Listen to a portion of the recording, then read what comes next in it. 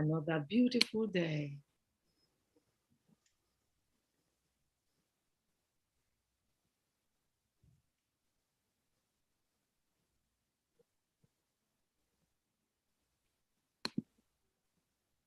Another beautiful day. So welcome to Medical Mondays. Medical Mondays with Dr. O. I am Dr. Toyin Okwesomi. I'm a family practitioner, HIV specialist, and I treat addictions. I love medical missions, health fairs. I love preventive medicine. And that's the purpose of our forum, purpose of our meeting every day and tonight. When we prevent, we stop disease entities and we do better. We always do better preventing than, getting into trouble and then trying to avert it. So tonight, we'll be continuing our series on depression, suicide, and racial disparities with focus on abuse and molestation. This forum is not to establish medical care or physician-patient relationship.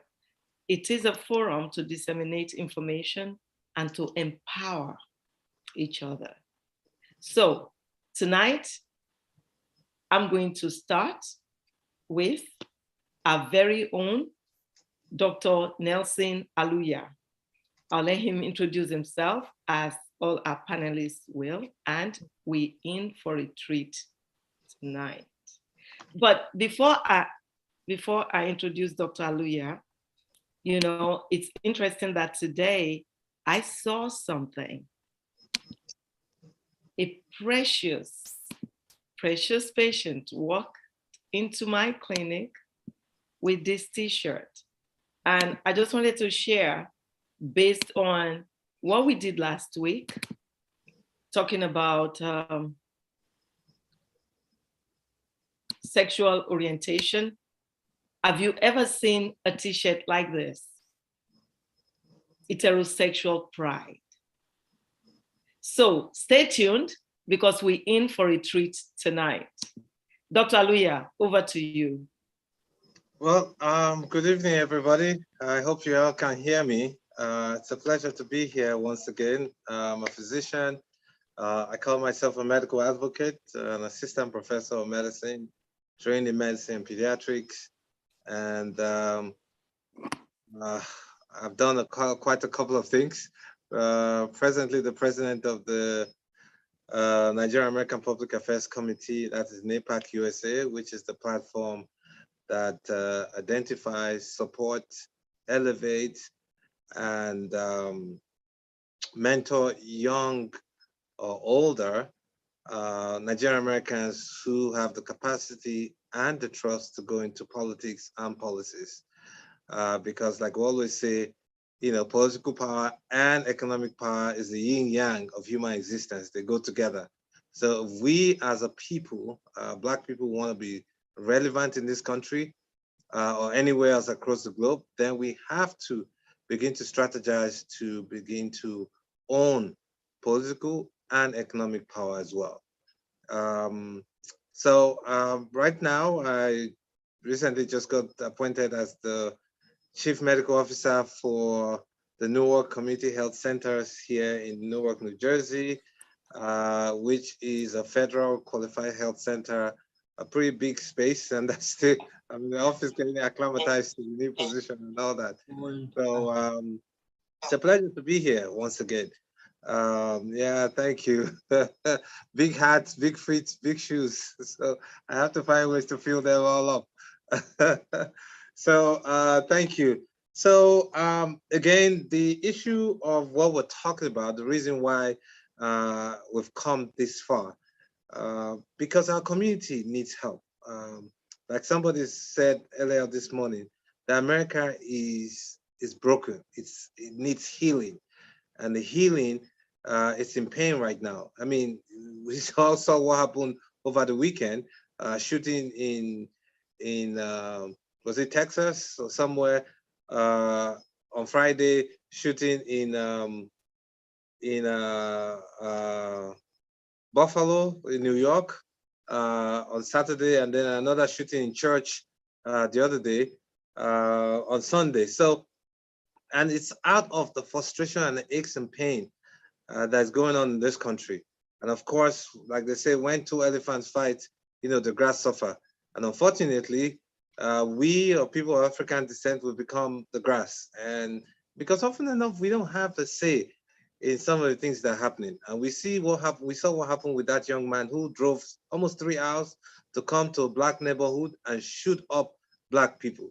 Because again, it's fear of the fact that we become irrelevant, and fear of the fact that he and his kind can't live in a world where black people are beginning to profess and hold the power that there should be, that they deserve. So they lash out. Understanding that, we must also begin to understand our issues in our community. And I always say, just do it this way, two prongs. For us to become relevant and significant in the society, we have to have what I call internal reconciliation and strategy formation. And then the next step, the second prong, is external affiliation and association. So we have to restructure ourselves within ourselves and reconcile our differences, our aches and pain first within us, before we begin to go outside and look for those who will become our friends, who buy our ideas, who feel that we are progressive and they're progressive. We can live together as a unit, as a race, as human beings, and then also form affiliations with those who not necessarily want to be our friend, don't care what we are, but because they need us and we need them, we'll begin to affiliate with them so that our common agenda begin to flow. And that's how I look at it, those two prongs of strategy. But in doing that, and that's why we're talking about what we're talking about today. Depression, suicide, and racial discrepancies and the outcomes of it. Some of the things we talked about, money and the influence in the community. We talked about, addiction and all that. And then we talked about gender identification and affiliation.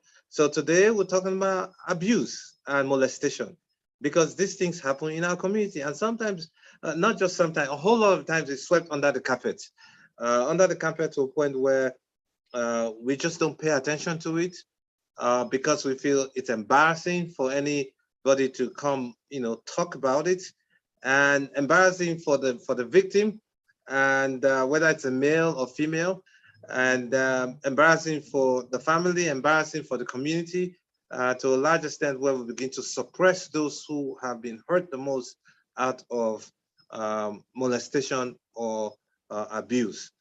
And as we all know, we talk about molestation. It could be sexual or non-sexual. We talk about abuse as well. It could be physical or non-physical. Now, the physical one could be sexual and every other things, physical abuse, other forms of abuse that can take place physically. And then the non-physical one, emotional ones as well, which is emotional abuse, financial abuse, and all of those that communicate, culminate into what abuse is. It's important that we begin to address this issue and bring it to the forefront so that we can begin to reconcile our issues. And not just that, for us to also understand that there are people who are going through this on a daily basis. We see the outcomes in our communities, in the Nigerian community, in the African community, in the Black community, where we have people, men who shot their wives and shot themselves, murdered by suicide.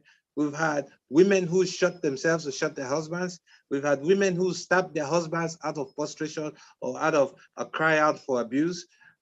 We've had all of these things that take place. And eventually, who suffers? The kids or even the family that are left behind suffer all of this. And as a community, we suffer as well because the pain is within us and we all feel this pain together. So, and the sexual abuse that's taking place, I mean, geez, it's disheartening to think that the sexual abuse can stem from, father and mother, mother and child, father and child, um, a daughter or son, siblings, cousins and siblings, and all that and all that. And people carry those scars all through to their adulthood. And sometimes when you see kids begin to, act out in one form or the other in the house, you'll be shocked. A child who is doing very well in school, straight A's, well-behaved a child, all of a sudden, becomes timid or becomes, taciturn, don't talk much or anything, or they lash out to a point where they begin to steal, they begin to rob, and all that. And unfortunately, as well, for those who continue to seek love and compassion from older folks, we find out that a young girl, 16, 17, 18, always looking for that father figure, in her life that's supposed to help give her secure her emotionally and even financially as well. So we've seen the whole play, across board, and that's because we don't talk about it, and it's beginning to become a huge sense of moral decadence and societal decadence that we all see. So I'm sure there was a whole lot of questions today and answers and people pouring up their minds and stuff. I was hoping to get a young lady who had gone through an abuse of her with her father, um, who sexually abused her, to come on, but it's all in Ghana over there, and the time difference is really, really, really off. So and I'll give you a typical one example that I had of oh, my light went off here. Motion sensor. so so and she's a patient of mine. I've known her for a while. She was I think almost 40, 42, and she was married. I know the husband and the kid. The kid was also my patient. Had chronic medical issues. And one day she said, "Oh, doc, I need to be your patient as well." So I said, "Okay, fine." She registered, and we're talking. I saw her a couple of times, and then one day she sat and broke down and said, "Dr. Aluya, I need to tell you something. I need to confess." And I said, "Why?" "I'm having problems, especially having intimacy with my husband, because a lot of things that happened to me when I was younger." I said, "Oh, what happened?" Is that, "Oh, my mother's boyfriend raped me. She raped me a couple of times in the house, and I told my mom, and she beat me up. They didn't believe me, and it got to a point where I had to run away from home, and I was estranged from my mother for a long, long time, until over time I learned to heal. And because of that, I've taken that burden and that pain to a point. At that point in time, she had two kids. I've taken that pain and that burden all along with me, and she cried in the office, And I said, "So does your husband know about it?" She said, "No, her husband does not know about this." So you can imagine the scar that she's carried all that 42 years or how many years of her life, maybe 20, 30 years of her life, and she carried into her marriage unresolved issues. And of course, the husband will never understand that, or because she never wanted to share, or because she'll be seen as, a prostitute or whatever, because hopefully, maybe that's the reference or inferences that the mother, said about her when she was younger. So, and you can imagine, how that would have affected the relationship of the husband and her, in a whole lot of levels. So, and when things happen, people don't know, and that's why they say, "Oh, you know what? Sometimes it's good to go to counseling." So that you begin to open up your minds and discuss these issues. As doctors, we're everything. We're a counselor, we're a pastor. You have to learn to be all of those. And that's why, as a doctor, it's a calling, for God's sake. You have to get to a point where you have to pay attention and sit down and listen to some people. I know we have 15 minutes to spend with patients, but everybody is not the same. If you cannot resolve an issue one time, you tell the person to come back and reschedule 15 minutes again, another 15 or 30 minutes, a week or 2 weeks after. And people will understand that. And they know you care, and they know you show love. So these are issues that are happening in our communities. Some have turned out really well and they've adjusted. I know somebody who became a graduate, master's degree and doing very well, PhD, again, father molesting, and the mother refused to believe or even accept it, you know, to the point where it came out from the church, and it was the pastor, you know, the pastor who got to know about it through one of the family members who reported the case to the police. You know, we have all of these issues. A young lady who I'm mentoring, who's went to live with a niece, with an uncle, and the aunt, and her cousin sexually molested her, and she's still bearing all of those pain. And when she reported, they called her a liar, you're idiot, and all that. So these are the things that are happening in our community that we often sweep under the carpet. And it's time we begin to talk about them and bring them to the forefront, not to castigate one another, because again, not to absolve all those who are perpetrators of those things. But if you look at their lives themselves, they were victims at one time or the other. You'll be shocked. Something happened to them. And you know, it becomes a vicious circle, and it goes on and on and on. So I'll stand today to help us identify ways of breaking that circle and giving us that liberation to a point where we can all live happily, well, and emotionally stable and successful. Thank you, and God bless. Thank you so much. Wow. This is real life.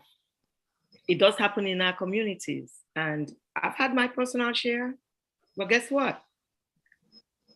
I've seen things too. I went on medical mission to Nigeria in 2018, and a young girl was brought to me that she wanted to talk to me. She told me she was pregnant by her father. I took her. I don't know if Dr. Gundikwe is on the forum. Dr. Gundikwe came on that medical mission with me. Pastor Dr. Gundikwe came on that medical mission with me. Dr. Ajagbe came. And I took Dr. Gundikwe with me and a group of women, told the father I'm taking the daughter, and I took her. I was gonna get, I wanted to do more, but I was stopped. I was begged not to, because this man also happened to be a pastor. And they said, you know, they're gonna say the pastor did this and not look at the crime, whatever it was. But these things happen in our communities. It's not just sexual abuse, like Dr. Aluya said. There's mental health abuse, you know, emotional abuse, physical abuse, all of these things going on in our midst. And the culprits don't like to talk about it. That's why we're having this conversation. Before I even go on to talk about, you know, maybe one of our panelists will talk more about physical abuse, because we saw a giant who was just killed in Nigeria by her husband. I'm going to bring up a precious woman, Arika Davenport, who has agreed to come share her story with us tonight. So I'm going to yield the forum to her, because I want her to, you know, do this herself. Arika, you have the floor. Yes, good evening, everyone. Thanks for the invite. Can you increase your volume? Speak louder like you did before. Yeah. Okay. Can you hear me now? Is that better? It's better. Yeah. Is that better? Is that better? Yeah, it's better, but not as good as pre-show. Let me take the Bluetooth. Let me take the Bluetooth off. Pre-show was excellent.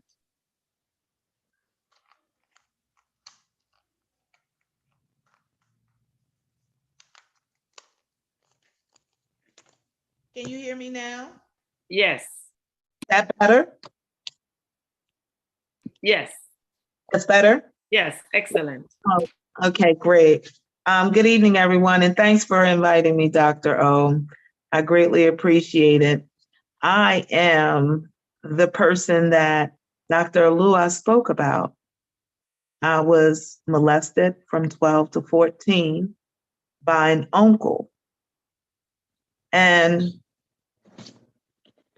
I confided in someone else that was close to me about the abuse, and they shared it, and I was shamed. I was made to feel like I had done something wrong. And there was a lot of effort put into protecting him.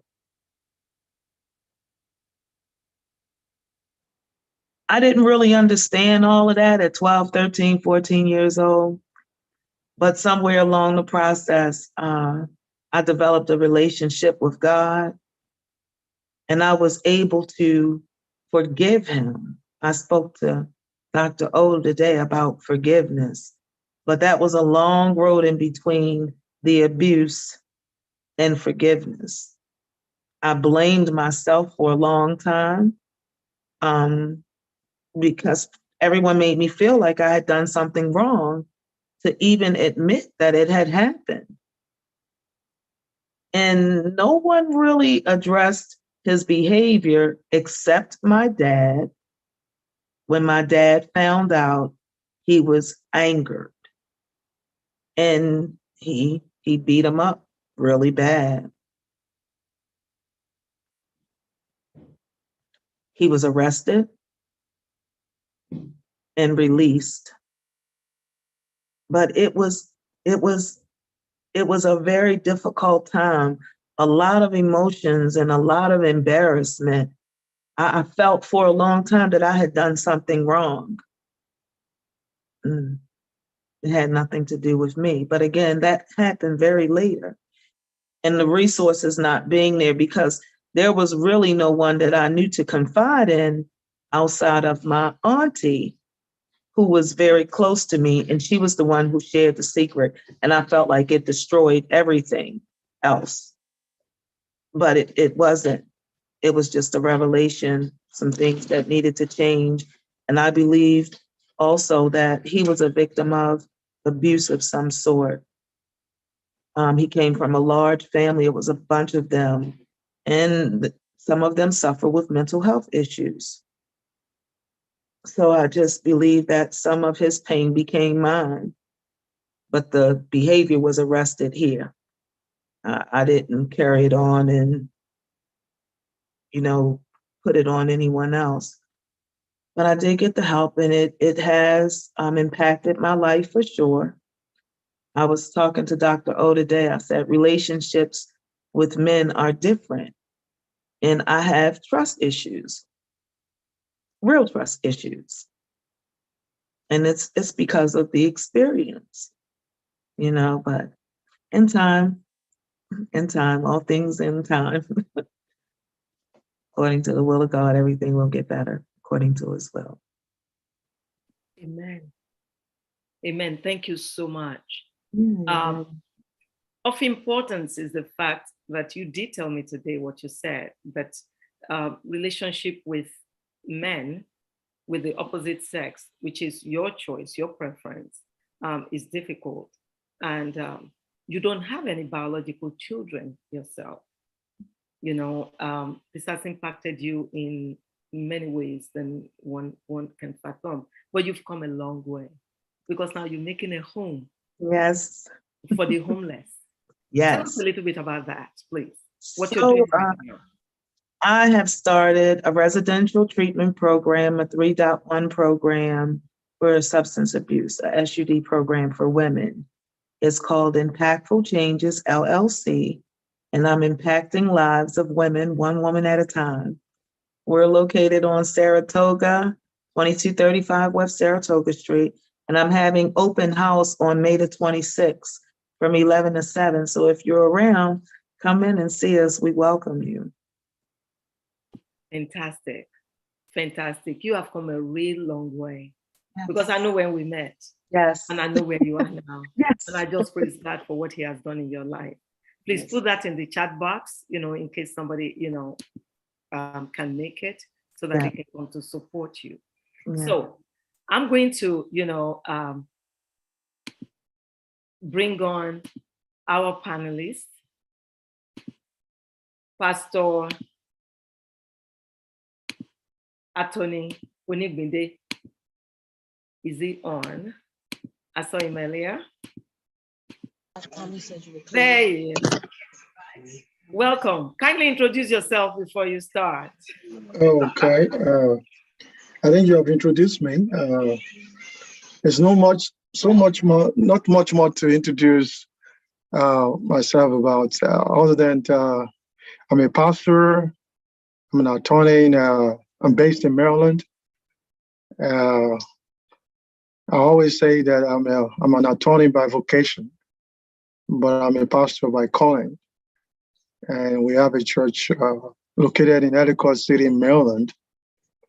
I also want to say I'm married to my wife and of 32 years, and I have 3 young adult children and one child. But all of that to say that it's a joy to be in the midst of all of you. Just soaking in all this information, and it's really you can't really be a teacher without being a student. So it's you can't be a good teacher without being a student. So I've been a student all of these past episodes for Medical Mondays, and I have been enlightened and I have been truly blessed about the issues that we face, all of us as human beings. And so when I think of this forum, I see it as a forum of, we are, professionals and parents and would-be parents and men and women, men and women of caliber. But what I see as a common denominator is that we all are on a quest. That's how we see it. We're on a quest because we have identified all these, social maladies and the problems in our society. All these are human problems, and so we are like patients in some ways who have identified things that we need to bring to doctors. Maybe pains or this or that, or maybe we have identified in other people's lives, and we just want those things to be addressed. But one thing that we can't deny is that there are issues with human beings. There are things. The reason why we are coming back every Monday is because these issues are real. These are the realities of our reality, and the social maladies and all these things, and with all the physical manifestations, the things that we are trying to address and hopefully trying to prefer solution to. I was just I'm working on a little matter that has to do with anesthesia and anesthesiologists, and there's this thing that I found it's they call it Friedberg's triad to pain treatment. And it's interesting to me, not because it has to do with pain treatment, but that, it has this 3-point approach to pain treatment. And they said the first thing is that they have to measure the brain. And Lord Calvin said, if you cannot measure it, you can't improve it. And the second thing is you have to preempt the pain. And somebody says, I think it's Ben Franklin, he said, an ounce of prevention is worth a pound of cure. And the third is, that they abstain from what they call emetogenic drugs. I mean, all of that, when I see that, I say, this is interesting. And I see that this is something that we can apply to, what we are trying to do. We really have to measure all these issues, really properly measure them. so that we can improve them. You know, everything that Dr. Aluya said and everything that everybody else is going to say and everything that we've been saying all along is because we're trying to measure, you know, all these issues, you know, physical abuse, sexual abuse, and all of that, and addiction and depression and suicide. We're measuring all this in order to try to improve or prevent, and we're trying to preempt. You know, and then I saw something also that I want to share, and then I will just lay it down. And it is this, because I believe that prevention is better. You know, talking about, you know, this courage on the part of Ms. Davenport and everybody else who has been coming on the program as guests. I mean, it really, you know, you really have to be courageous to share all of this, to be vulnerable in the way they've been vulnerable. And we really appreciate that.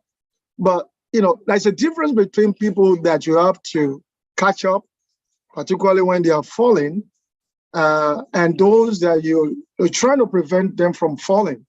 I believe Ms. Davenport will do all she can to make no one to be a victim of what she's been through. And so that is the reason why, you know, the prevention is actually, you know, something that I believe will be our goal, you know, even when we're trying to also deal with those who are already going through the pain. So I found this little poem by one man called Joseph Malins, and it was written in 1895. And it's titled, "The Ambulance Down in the Valley." The ambulance down in the valley. And the last stanza goes as follows. It's a better guide well the young than reclaim them when old. For the voice of true wisdom is calling. To rescue the fallen is good, but it's best to prevent other people from falling. Better close up the source of temptation and crime than deliver from dungeon or gully. Better put a strong fence around the top of the cliff than an ambulance down in the valley. And I say this is really what we all have to, you know, we're trying to do. You know, dealing with people who have gone through what they're going through, they're falling into, you know, they're being hurt, and we're trying to do all we can to offer succor, but also holding ourselves out in order to prevent all of these things from happening to even another person.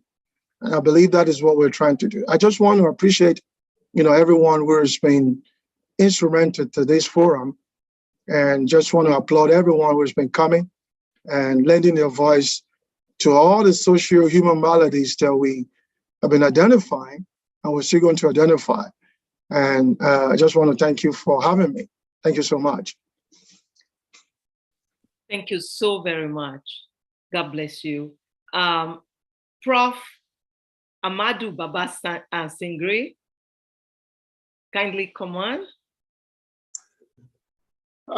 Yes. Please introduce yourself. Give us the social perspective. Yes. Again, my name is Dr. Baba-Singhri. I'm a full professor of criminal justice and sociology, and also a certified clinical sociologist. So I have kids here. So my wife's from here I've been here for 30 years, going 30 with my wife from here with kids. What sociologically I can say, what we are dealing with, I think in this issue today is more complex, I can tell you, than the previous one.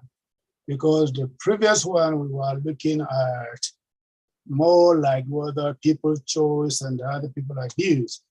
This one we're dealing with victims that really didn't have a choice, but the environment makes it become more like the pendulum for their victimization. When I teach forensic science, one of the first things I say to my students that the reason we have forensic science is because people do not always tell the truth. And that's exactly what it is about abuse. The abuser never says, yes, I abuse, or they admit it. They will never admit it. So yes, I think we want to prevent it. I think prevention is better than cure. I agree with that 100%. On the other side, when you're dealing with somebody that is this is a very sneaky thing. You know, it's not that they're doing it to their own advantage. I'll give you an example. When I was in Nigeria, I went to teachers college. So I was in this practical training in this school with this pastor. You know, I am like a Pastor Bamidele. I come from an Islamic background and then started going to church. And so this pastor actually influenced me when I was there to go to church, because I always sit with him. I would sit with him, have a conversation. He tells me about the Bible. I like it, so he said, come to my church. And I started going. He was our religious teacher. You know, in Nigeria, we have religious teachers.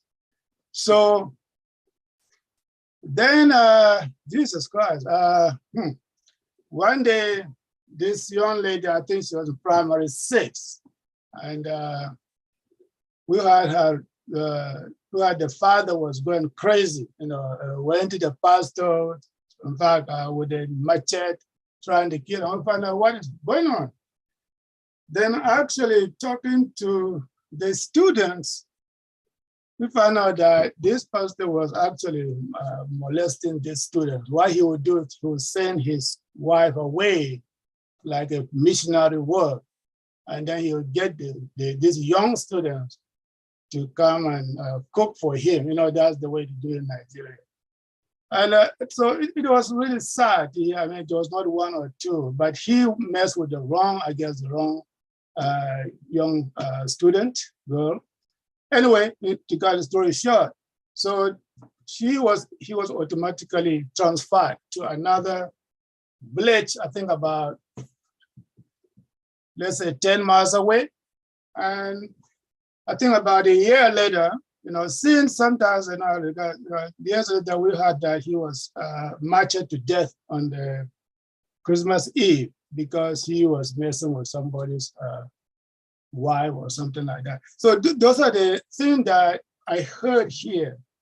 Also, I was in a class where this student is a high-ranking army officer in my class. She confessed that, like some of you have confessed, that the actually father was sexually abusing her and mother would not agree. So that's what I'm saying. It is difficult to pinpoint to say prevent it. So the focus actually would be, how do we treat the victims? I think so. Our focus must, unfortunately, I think because that's what we are relegated to focus on how do we help them build their strength, self-esteem, and so that they can actually become part of the society they want to be. Because it's not a good feeling. Because this situation sociologically lead to sometimes the young people become, you know, drug addicts, or lead them to prostitution and all those things, because they're just mad at everybody and they just feel like, hey, and I don't care anymore. So, but the culprits are always difficult to catch. Two, even if you catch them, the moment you report it, it becomes a criminal issue. It's in this country. It becomes, or I don't know, every country. So you're right. People are afraid. They don't want to break the family apart, because then you get into the family into fighting each other. Or it is her fault. It is his fault. So it breaks family apart, and that's the danger. But at the same time, it is necessary that if the children have courage to report it, I think it should be reported. But the problem is that it is just he say, she say, especially when the mom is afraid to lose the husband. You know, that's another thing. Or the boyfriend's afraid. I mean, the woman is afraid to lose the boy. So he's gonna say, well, she's lying. And the moment in criminal justice, there's no, unless in some state domestic violence automatically reported, is taken by the court. But in some state, unless the victim is willing to, or testify, then it's nothing going to happen. So that's why I say it's a very complex issue that we are dealing with today. And but the depression comes from those abuses. It's not really a depression itself, because I always say depression is a function of something, is some function of a situation, either the sexual abuse, the physical abuse, or the drug. I mean, all those things can cause depression. So it's a very complex situation, but we hope that our people here, we will focus on the what we call protective factors and the way to supportive factors that we can give to the victims. I think that's one of the ways to go about it. But the culprits is just, unfortunately, it's difficult to catch them when they are abusing these innocent people. To conclude, I'm doing this is not just at home. You guys know that. I presented a paper in Missouri a few years ago. The title of my paper was Rob of Innocence by Mr. Campus. And that was focusing on the situation whereby young girls are proposition for sex by professors before for grades and other things. And actually, I'm now currently working with a lady from Zimbabwe, Malawi. She's about to try to find a way to effectively address that on our campuses too. So what it happens at home, they are victimized at home, and then when they get out of the home, they go to school, they are also sexually victimized. So those are the other areas that are also hoping that we can address as well. Thank you. Thank you very much. I was a little bit disturbed though, when you said we shouldn't focus on prevention because we can't. We should focus on support and what to do for these victims. Yes. I wonder if some of this can actually be prevented. Research has shown that most abuses occur in the family. Yes. Of somebody one knows. Yeah. And I wonder if we can prevent. I believe we can prevent. I want to bring okay, let me explain. Arika back up. Before, I think we can intervene. I think what you're saying, we can intervene, but the prevention has to mean that you will have to know the mind of the abuser, who is cornering this young lady. Sometimes they are forcing themselves on the lady when nobody's there. And the person is afraid to come and tell the parents. So I think we can, quote unquote, prevent, but intervention sometimes, I can see that when the person comes out and say, you know what, I've been abused. So there will be room for intervention. But prevention, we have to teach people, maybe will be about teaching that it is wrong to do it. But then it's hard because we see pastors doing it and professors doing it and doctors doing it, and everybody's just doing it. So it's hard to prevent those kind of situations. Thank you. Yes. Thank you so much. Auntie Tawa, I see your hand is raised. Can you unmute, please? Thank you. Good evening, everyone. I'm just wondering because what we are discussing is very rampant. It's not something that is out of the blues. It's everywhere. But in the society that we came from, most of us in Nigeria, it is just terrible. And they gave preference to the men. The way they treat men is not the way they treat the women. If the boy did something or it's acceptable, it's a boy, it can't get pregnant. But if it's a woman and probably the girl gets pregnant, the hell will break loose. How do we do it so that the people can understand that we are all human beings and that should not be done to anybody?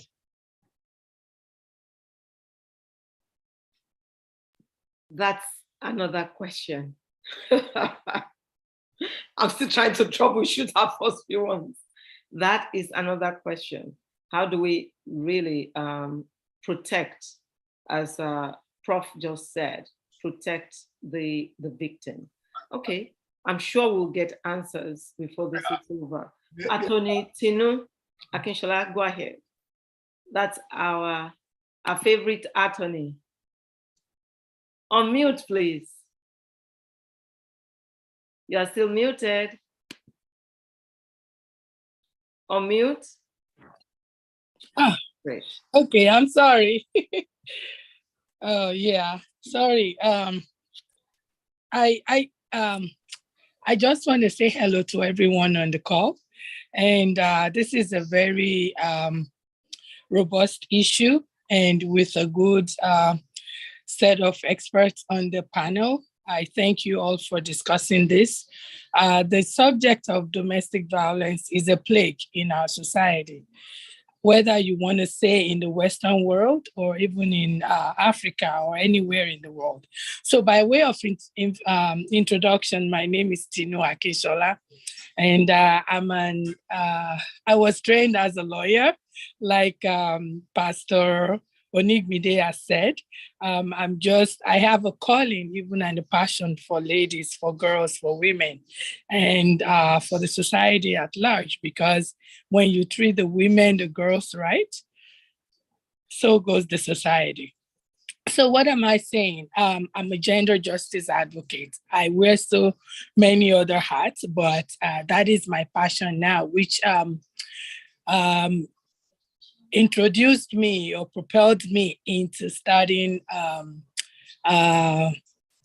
foundation, if I can say that way, or a nonprofit, which everybody would know, called She Rises International Inc. And by way, I'm not trying to do a PR for that organization, but I just want you to know where I'm coming from, especially with regards to what I would like to share now.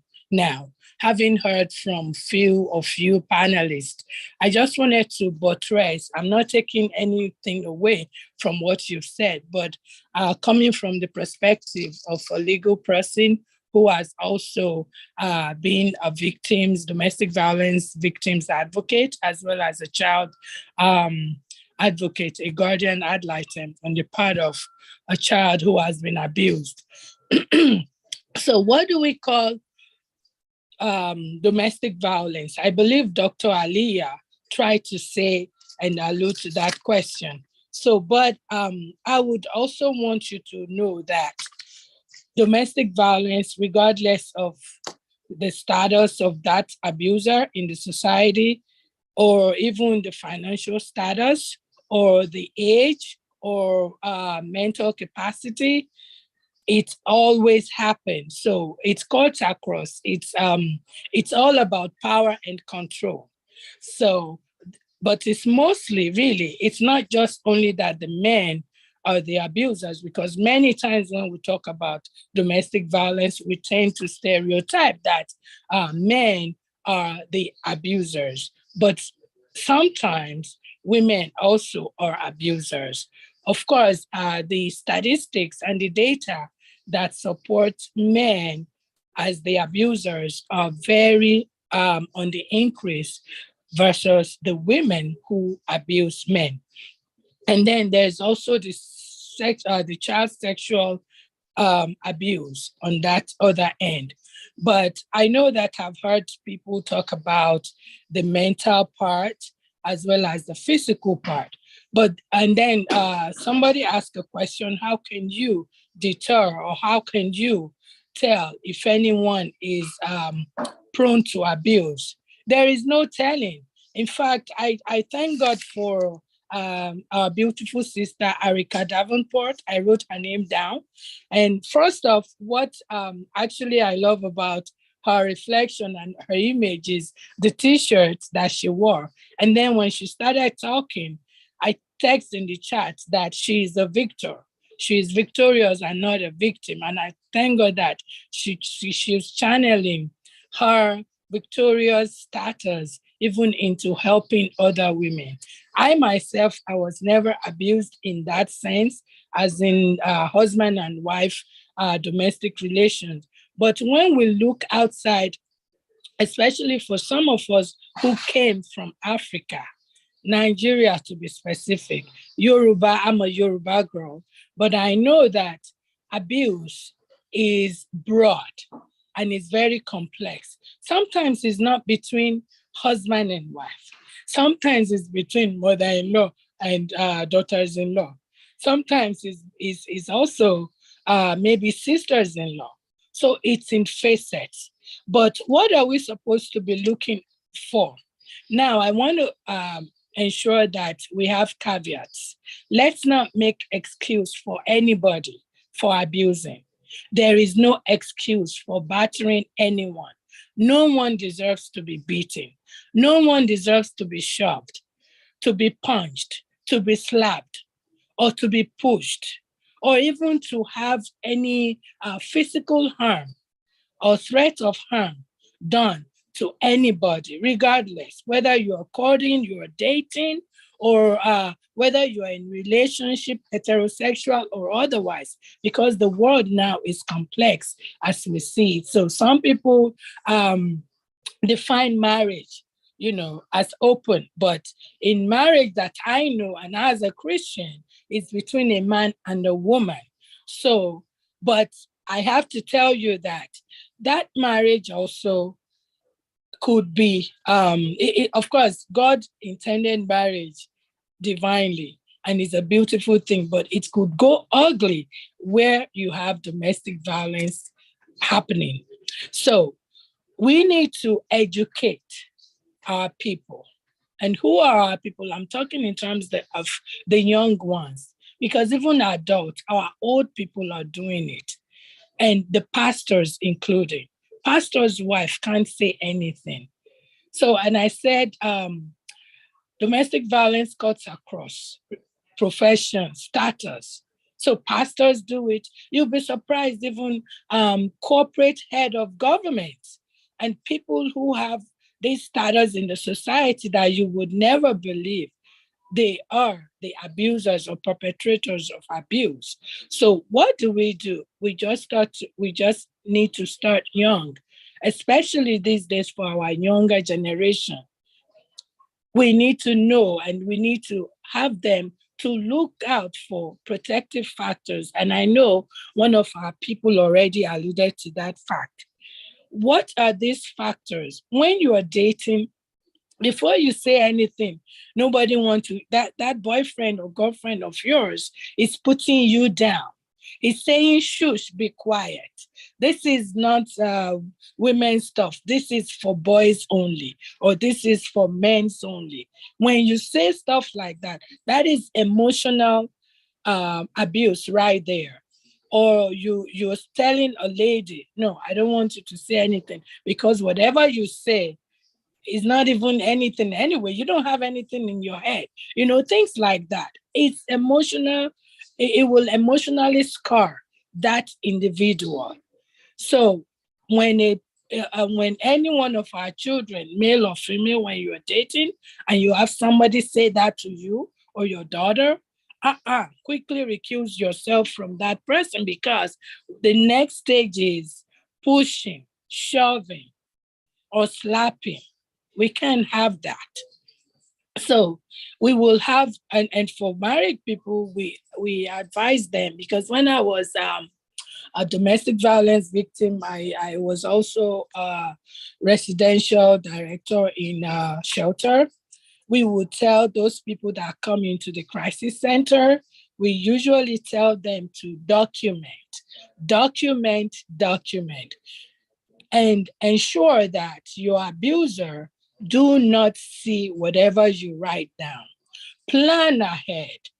And even I know that at one point, the crisis center, they had this thing like a lipstick. It's sort of like paper that tells them where to go, how to go about it. And every time, just plan your avenue of escape, plan your escape route. And before I just be quiet, I don't know if I've talked too much. I just want to be sure to say this, because we should stop asking or judging the victims. Whenever somebody tells you, I've been abused, it takes a big courage, a huge one, for that person to even come to you and tell you that. It takes a lot of trust from that person to say that. And never, ever ask her, why did you stay there? Oh, you have 3, 4 children.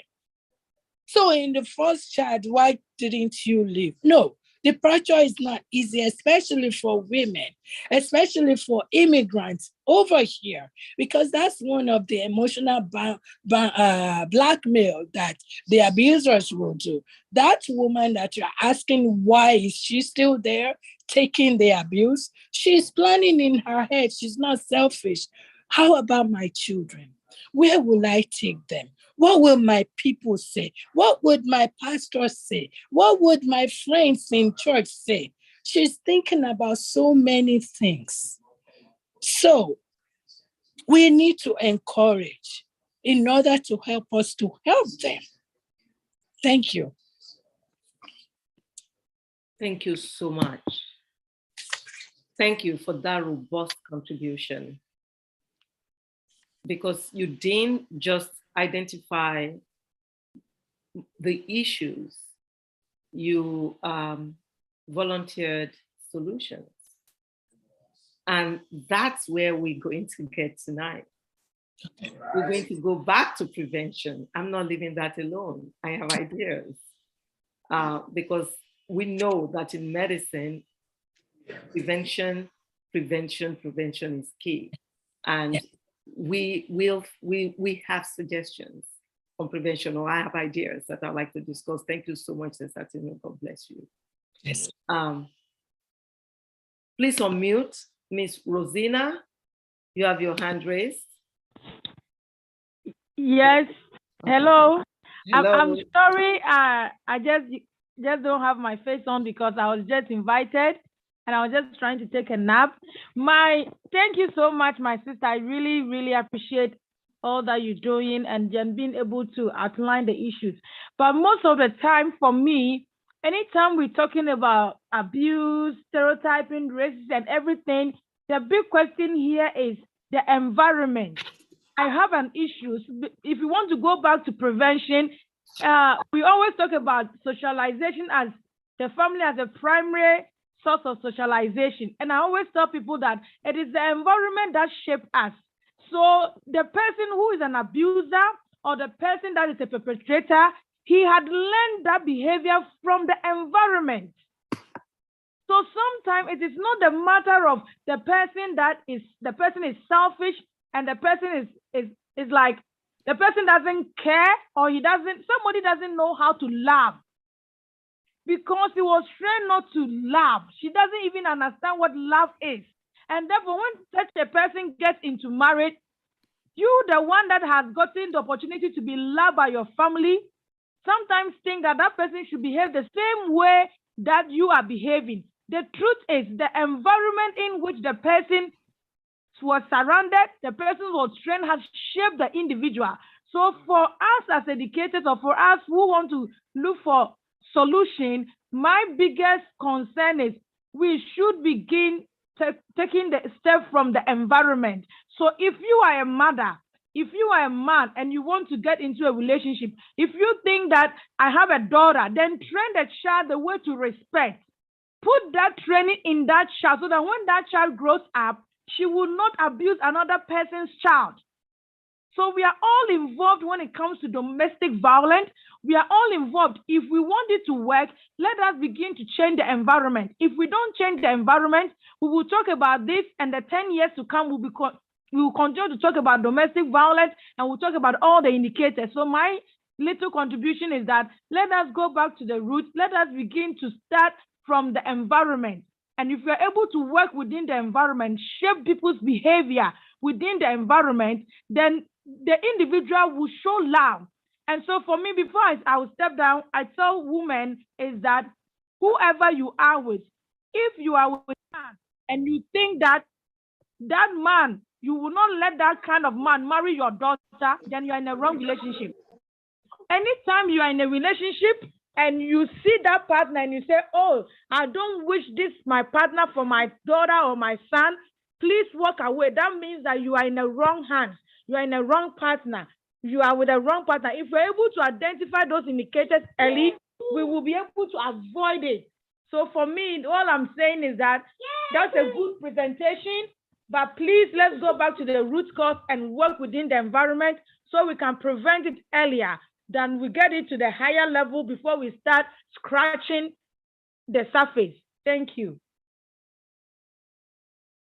Thank you. Much appreciated. That is true. Charity begins at home. Thank you. Pastor Onigbinde, go ahead, sir.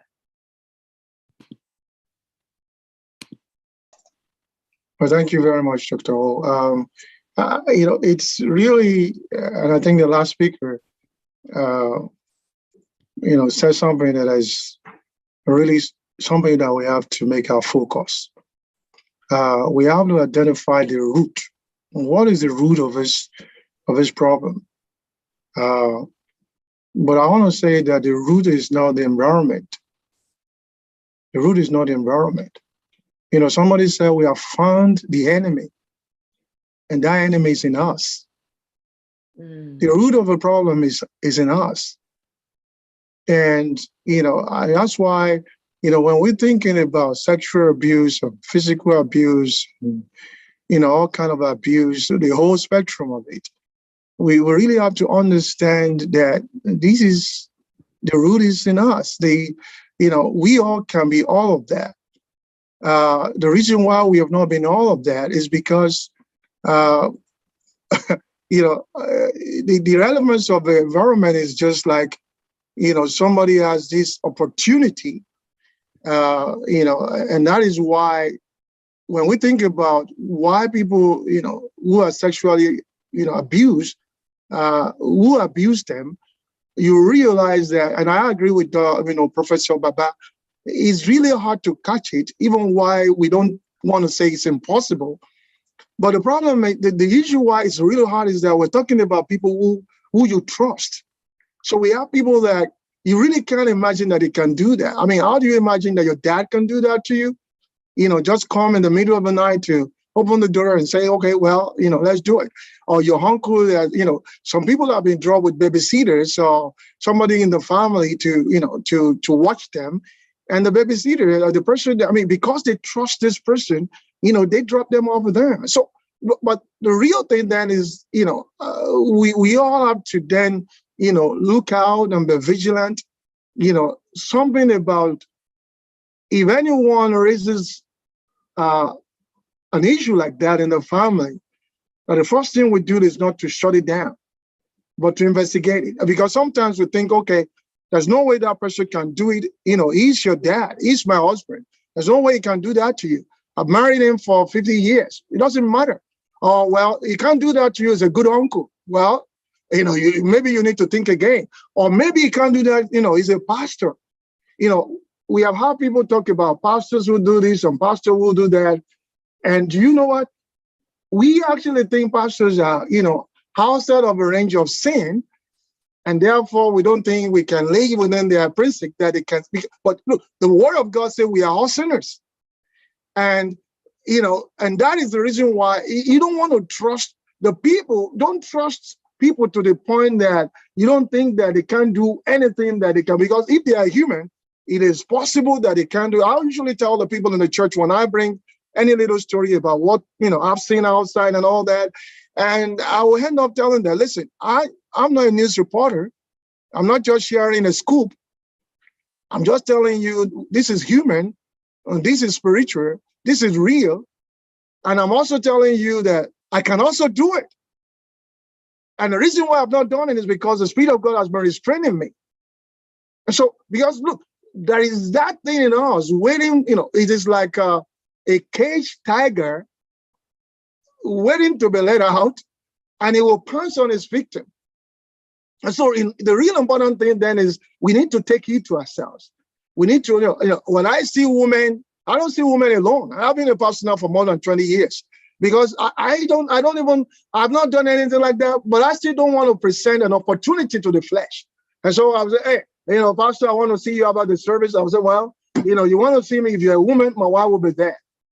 You don't see women behind closed door and then close the door, and then you think, well, nothing is going to happen. And so you'll find pastors who, they do this, or fathers who do this because they do not take it to themselves. The word of God never say the pastor can be a sinner or the pastor cannot sin. The word of God say we have all sinned. The word of God even say there's no righteous. And even when you have been saved, you really have to, you have to allow the Holy Spirit, you yield to the Holy Spirit to drive you, to preside over your heart, whereby then you can then be restrained. Otherwise, if you walk in the flesh, you can actually manifest. I believe that I can do everything that everybody else has done. And the reason why I've not done that, and like I always tell the church, is because up to now, the grace of God is still working on me. The Spirit of God is still restraining me. And so two things. We need to understand these things happen, particularly the sexual abuse part of it, because of trust. The people become victim of all the abuser because these are people that they trust, and then they breach the trust. And then we also need to understand that every one of us, we can only restrain ourselves when we pay attention to ourselves, when we don't see ourselves more than who we are, when we need to understand that we don't put ourselves in places of opportunity where the flesh can be taken advantage of, and then the enemy can make us to do all the same. So, in other words, even when you have not done anything for 20 years, still take heed to yourself. I mean, I used to see my father beat my mom, as a child. And I personally believe any man who beats a woman is a monster. I mean, I don't care what the woman has done. I mean, she's a weaker vessel. What is it that you can, if you want to, flex your muscle, you can probably get out into the boxing arena and fight other men. But all of that to say that in my adult life, I take that hatred of, wanting to even do anything to a woman, if you're a man, into my adult life, and I hate it. And I remember having to counsel young men and women, wanting to use me to get them married, and some of the time, a young woman will say, this young man came to me and is telling me, he's fighting, I'm fighting, what is your bother? What is the problem? Well, it is mom. Mom is, he's fighting his mom, and then he fights the mom, and then he runs to the fiance, and the fiance will come to me, and the young man is, look, this is what is going on. I was, listen, if this young man is fighting his mom, when you marry him, he will fight you. And so this is the time to do something about it.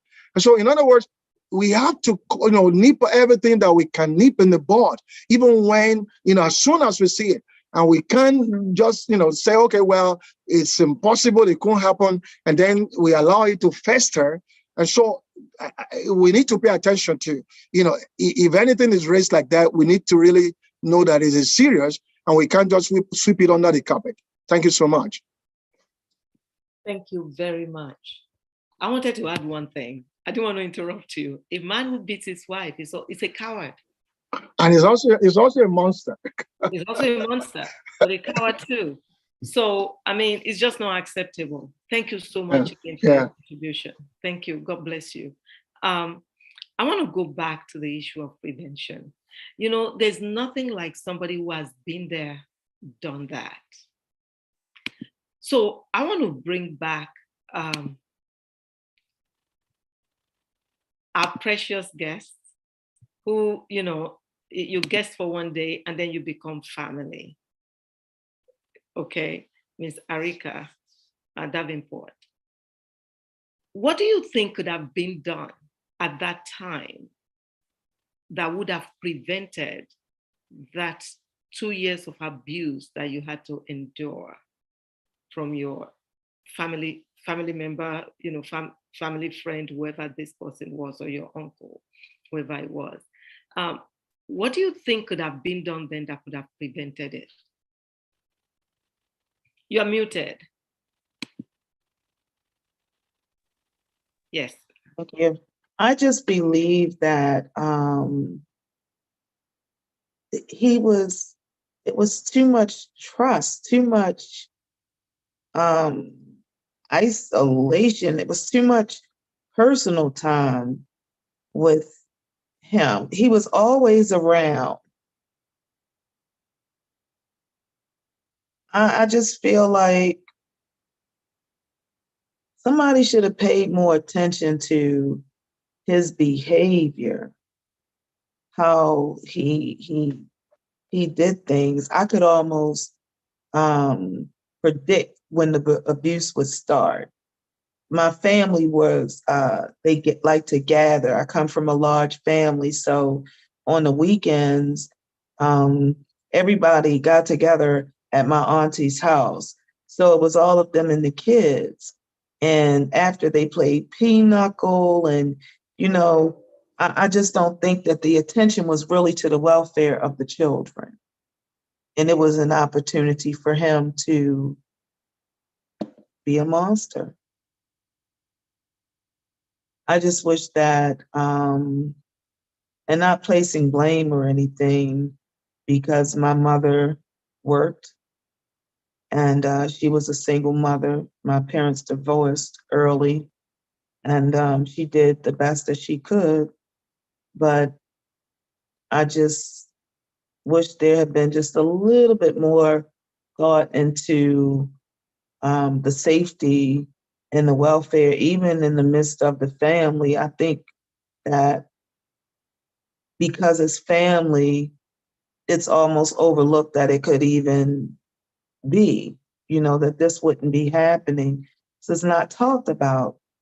But I just wish they had been a little bit more responsible, and somebody had checked to see where I was after being gone for a little while. They probably would have walked in and saw, but lapses of time would pass with, no one checking to see. So I just think if maybe the adults were a little bit more attentive, protective. I don't know the correct word. I just feel like with all of them around that, and I wasn't the only person who experienced it. I found that out later. But I just think somebody should have been paying more attention to the children with all of those people, us gathering like that, even as a family. I just think it was just too much time unsupervised.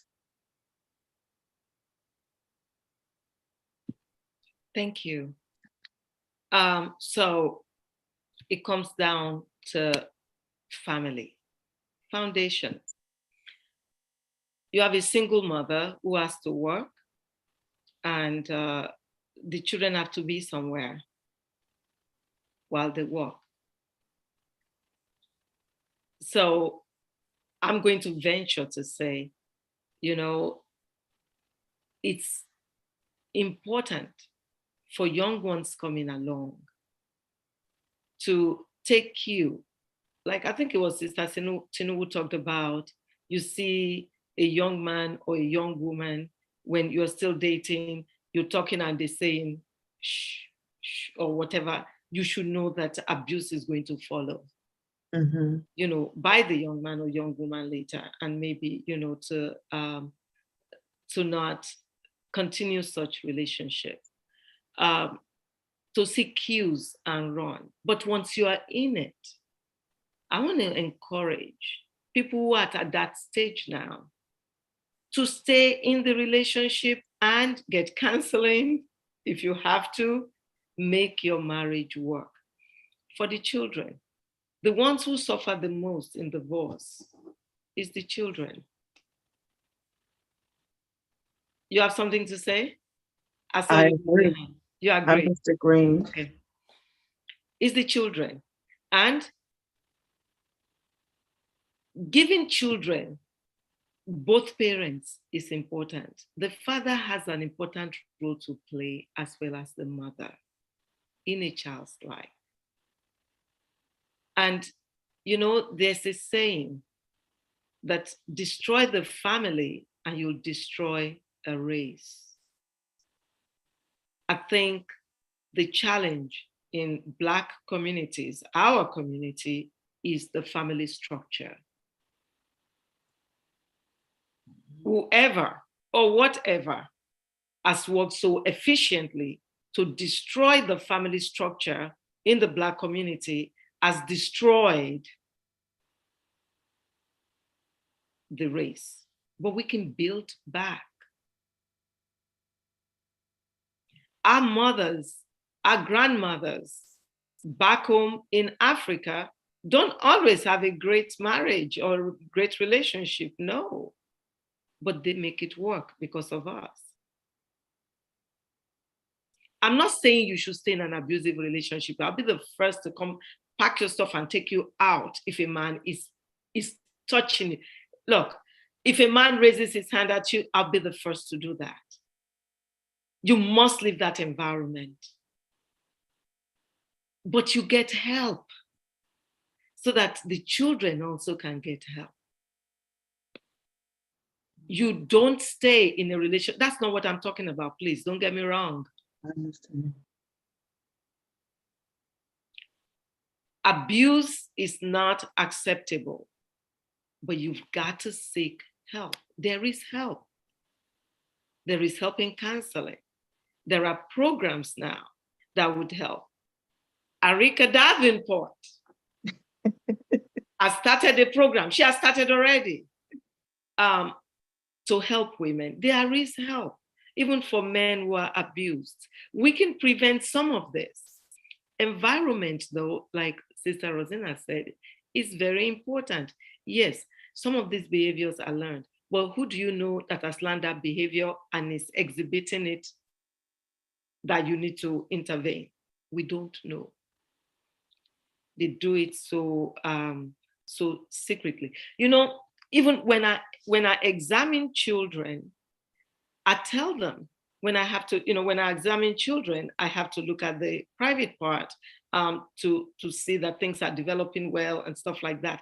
I tell them no matter how old, that say like 3, I start telling them that even 2, don't let anyone look down here or even touch you down here unless mom or dad or both of them are there. I tell them that. And I tell them that the only reason Dr. O can do this is because your parent is here or your parents are here. We have to start teaching children early. It is important. It's a way to prevent. Sister Tinu, I'm going to come back to you after Dr. Izugu. Dr. Izugu, please go ahead. Yes, greetings everybody, and really thank you all for the great contributions and discussion. This is a very big problem, and most of all, it is hidden. Now, one of the solutions on none of these things is that every parent, male or female, must include this in part of the family meeting discussions. Open discussion with the children, to comment, any abuse. If you even give stories of abuse and how it affects families, and make it open for discussion. One that is also not discussed here yet is the males being abused by the wives. And these things happen and they keep so quiet. It's been mentioned. Sorry, then I missed it. Okay. And it keeps so quiet and it really messes up the entire family. Okay. And of course, no abuse is acceptable. But without making this as part and parcel of a regular family discussion and making it open, things that, these are things that affect the family. We present different things, not going to church, abuse within the family, whether it's male or female, whether it's children, all those things, or even babysitters, uncles, whatever. If you don't bring these discussions as a normal discussion during regular things, nobody will bring it up. It will remain a hidden thing. And we all know how pervasive this can be. So be open to discuss it and start preventing it. Thank you. Thank you. Thank you so much, sir. God bless you. Sister Tinu, kindly unmute. Great. Yes, ma. Thank you. Thank you, our daddy that just spoke. I just wanted to correct something that Dr. O said, and I'm glad that at the end of your closure, you said a little bit that is like music to my ears. Because if you are, and as you've said, when you are examining children, in your office, and you tell them, even a young one as little as 3, you ask who has touched you there and all that. In the domestic, no, I don't ask. I just give information. you give information. Don't let anyone touch you here. Exactly. Okay. Unless your parents are. Yes, that is good. I'm trying to support you. So, and that is a way to start. And it's also a way to introduce that subject, of course, child appropriate discussion, as in there is the good and the bad touch. Okay, so that is what the advocates and the people in this world, child sexual abuse and domestic violence abuse arena, this is what the language they speak.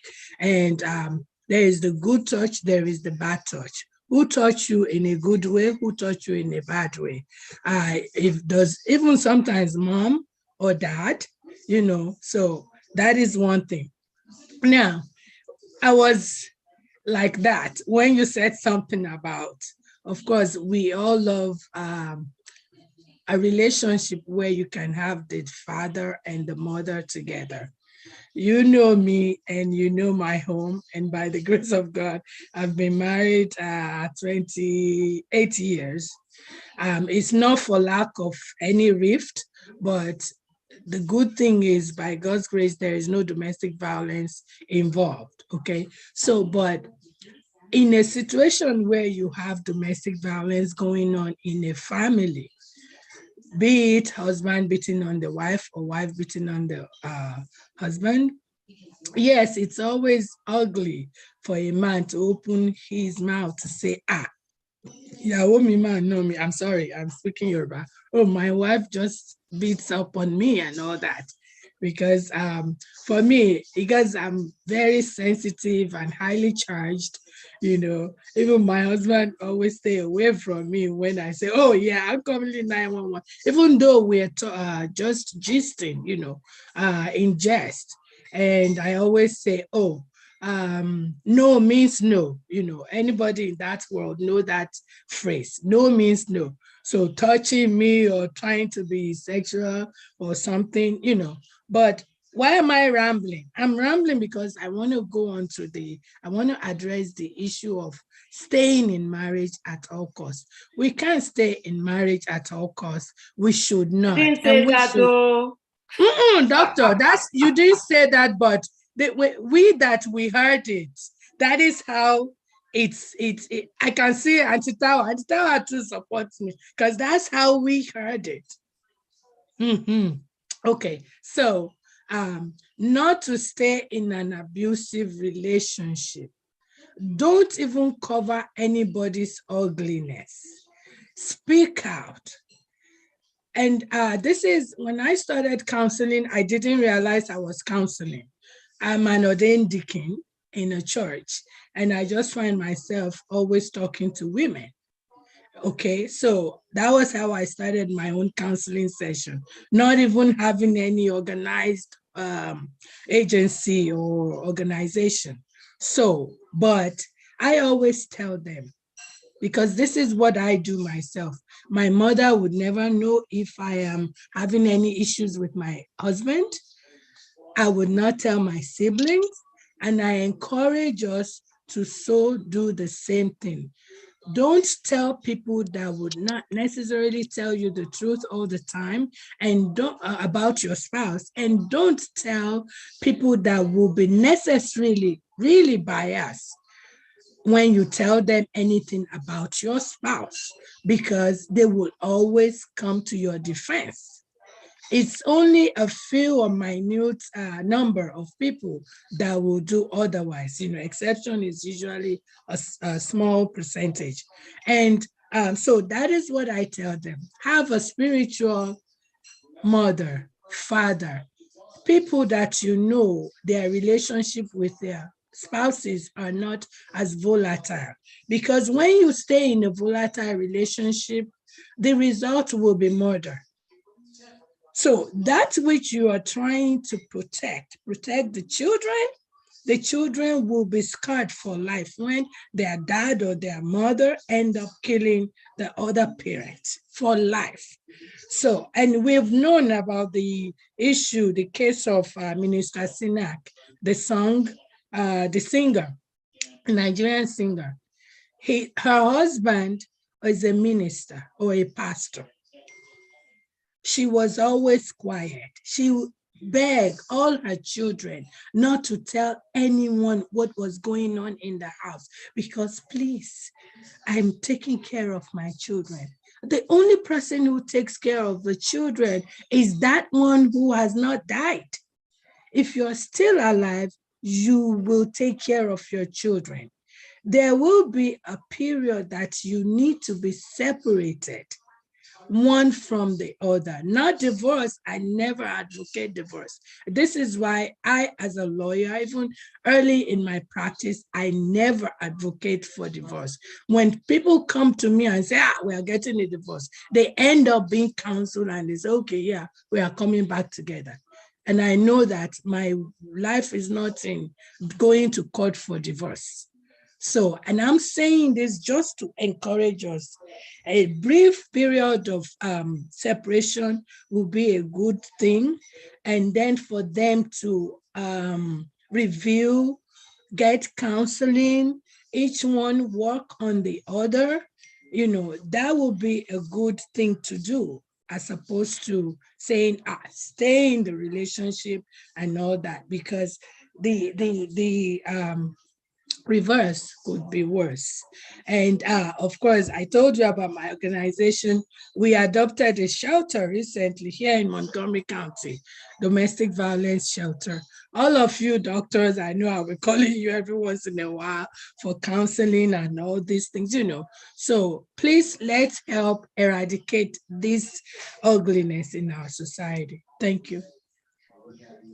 Thank you so much for coming back to the point I said, get counseling. You said the same thing. You're keeping marriages together, counseling. Staying together, father and mother to raise children is still the best thing.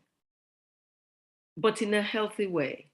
Because if the children are exposed to seeing abuse in that family, then you're destroying the children. But if it has to be done by a single father or a single mother, so be it.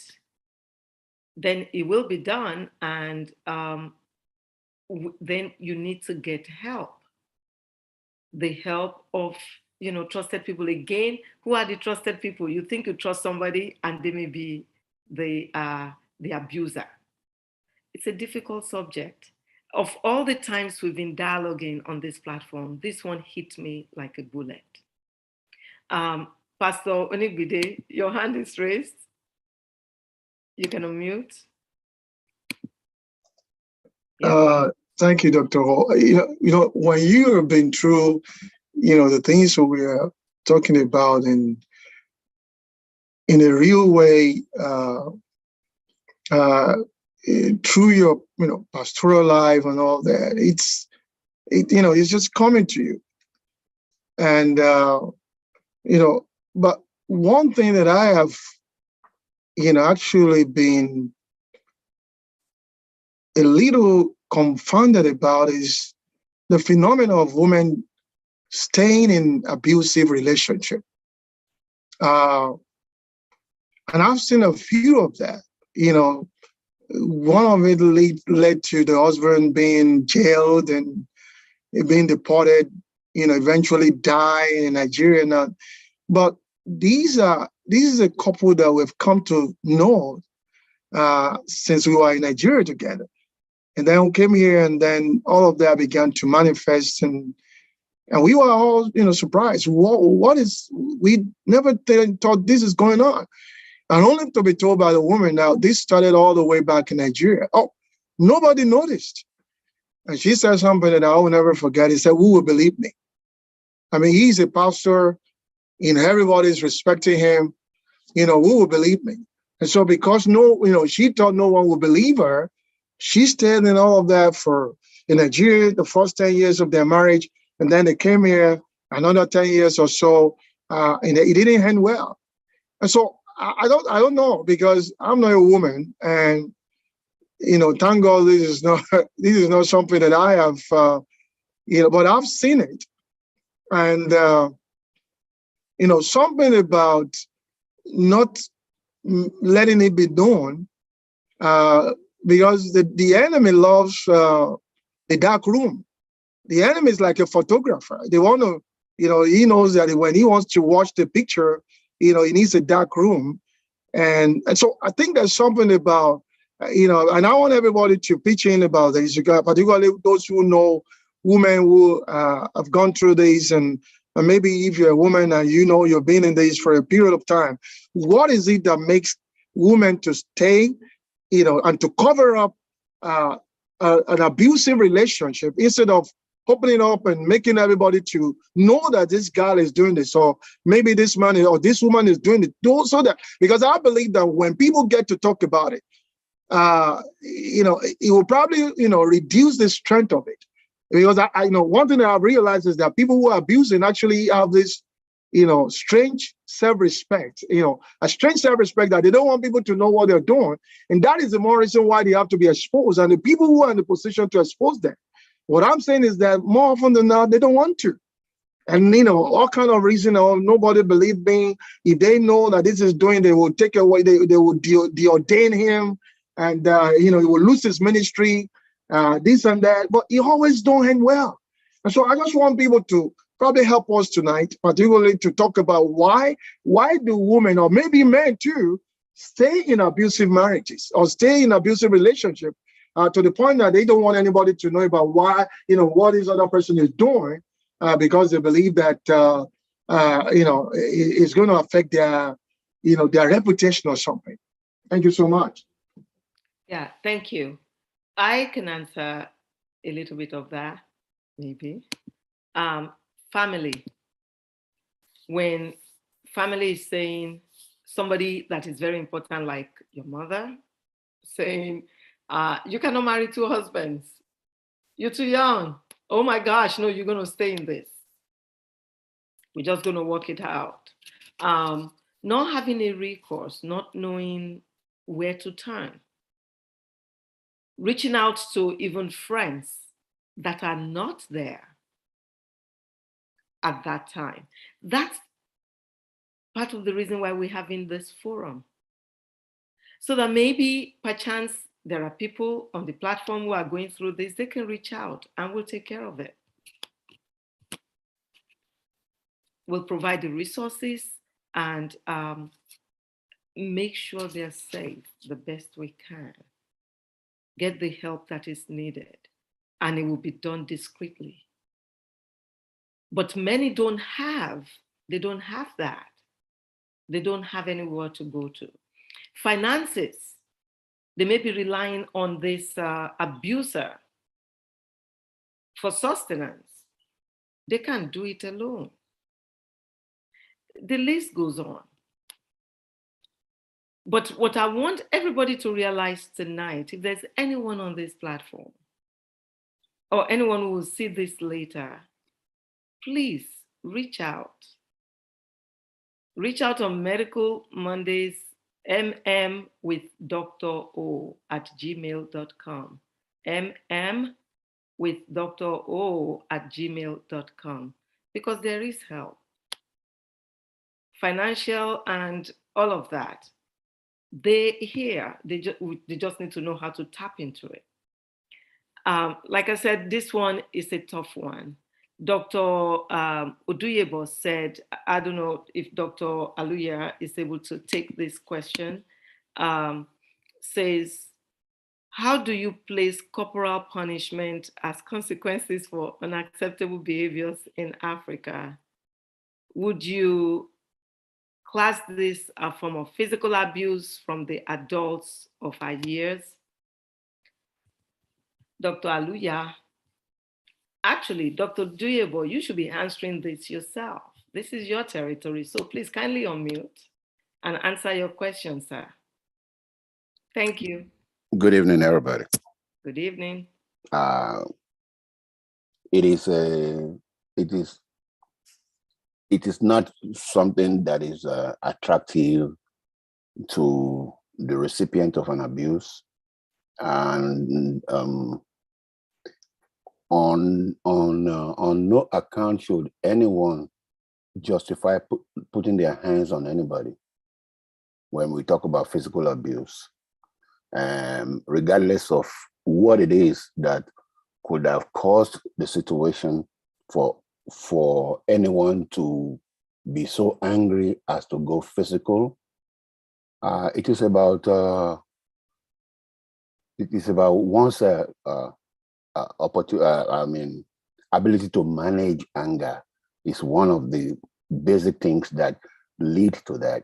If your child is behaving in such a way that it's not acceptable and you just have to reach for the whip, you can't even easily say time out. You can't easily look for other means of placing him in consequence. Then I am suspecting that lack of education, enough education as to how to raise a child, could lead a person, man or woman, to lay their hands on their child. And we always in Africa say, oh, something spoil the child, maybe save the rod or spoil the child or something like that. By the way, that's scripture. It's not Africa. Well,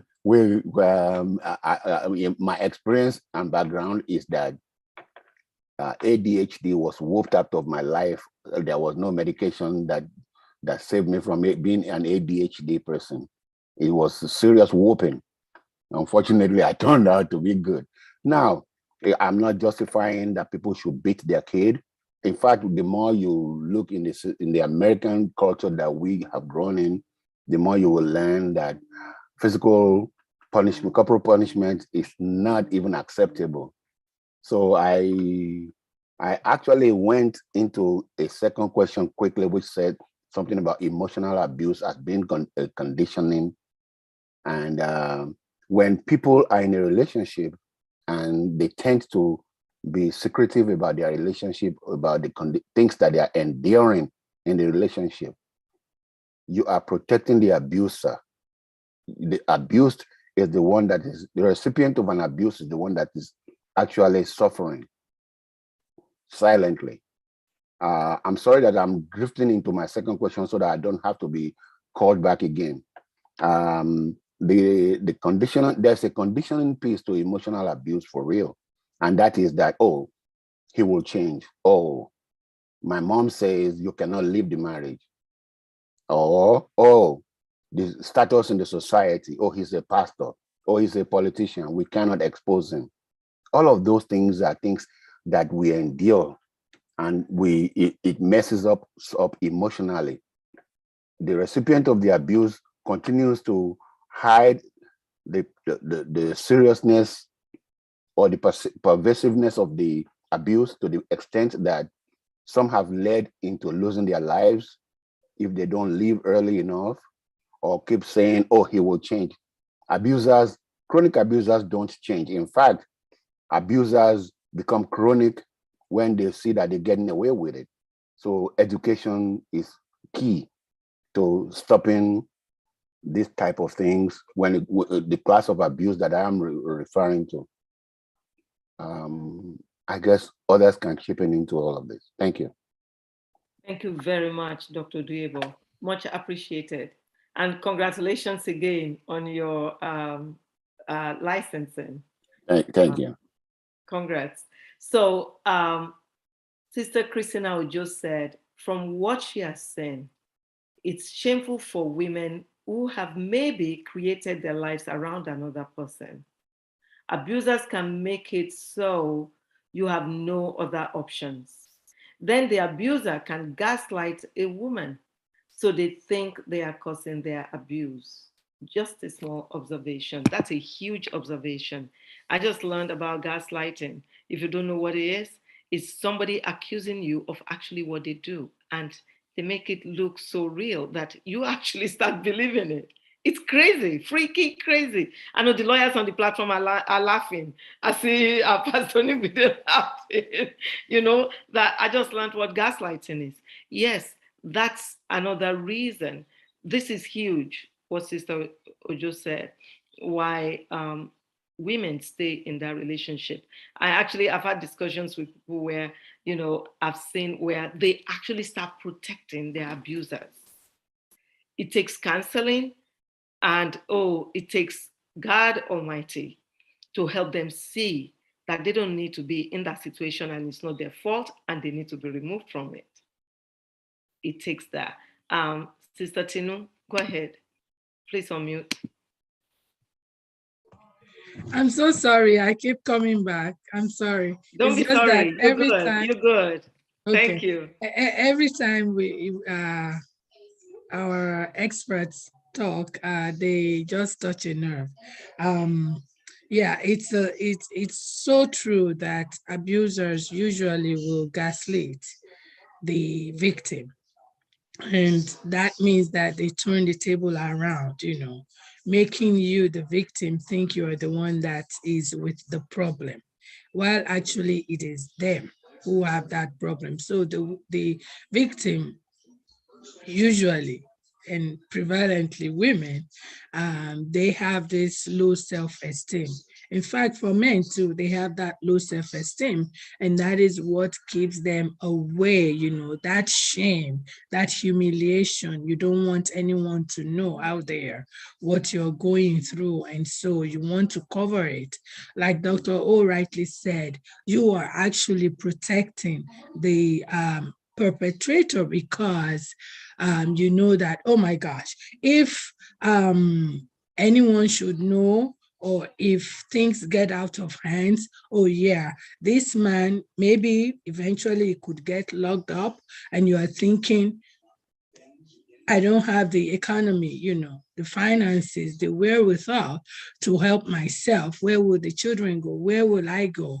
So because of all those things that the abuser may have been telling them before, for example, if that victim, let's say a woman, was brought here, filed for, or even not filed for, just invited as a visiting guest, you know, as a visitor into the United States, and you know that, you are not legal, you don't have status. So what are you gonna do? Or even if you're legal, at the verge of you changing your conditional residency onto the permanent one, that is an immigration, the way that the immigration piece can come in as a factor to staying in that relationship. You know, you want to be quiet because the abuser is telling you, let me tell you, you are not permanent. They will yank it out of your hands. And if I don't put it in, you are going to be deported. You know, that is emotional blackmail.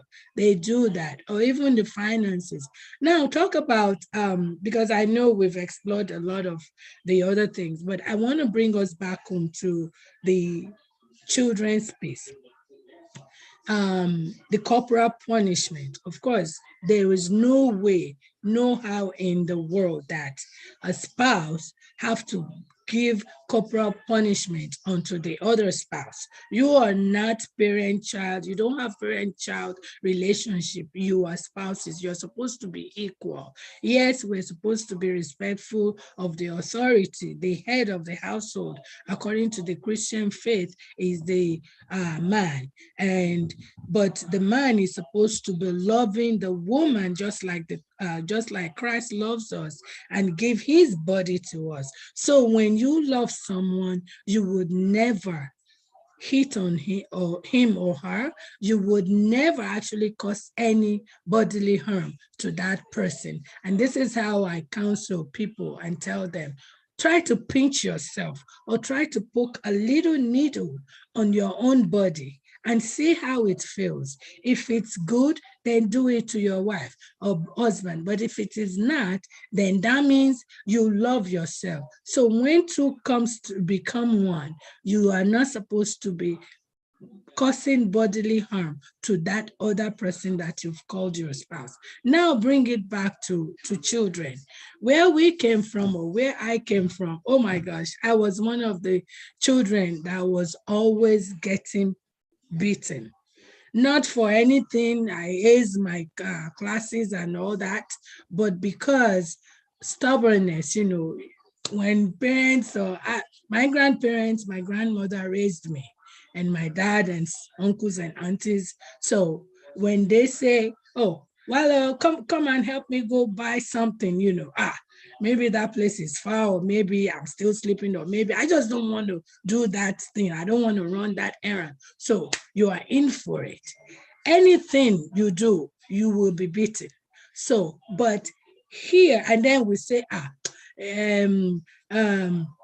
like Daddy, I've forgotten his name, is the Daddy Oduyabo, when he says spoil the rod and spare the rod and spoil the child, is a biblical verse actually.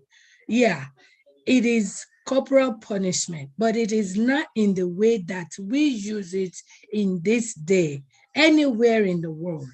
Even spiritually, I've come to learn that they say that the rod they are talking about is very thin and tiny that could not pose any bodily injury to anybody. So, but that's not what our parents used to beat us. Even my mother, she will give you a morogo, which is the thing that we used to, do fufu or amala. That's what she used. But that's not, and she is a Christian. That's not what you're supposed to be using to correct your children. Okay, because that will cause defacement or scars or burns or whatever, onto that child's body. So coming back to the United States or the West, and I can tell you of US or DC in particular, because that's where I used to practice and defend even parents who have been slapped with child abuse and neglect cases.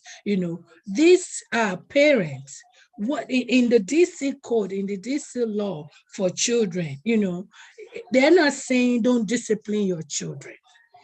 And this is where the Black people, we get it wrong. Read, we don't read. They're not saying don't discipline your child. Discipline them within the confines of the law and discipline them even corporal, but not to such extent that you will invoke or impose or I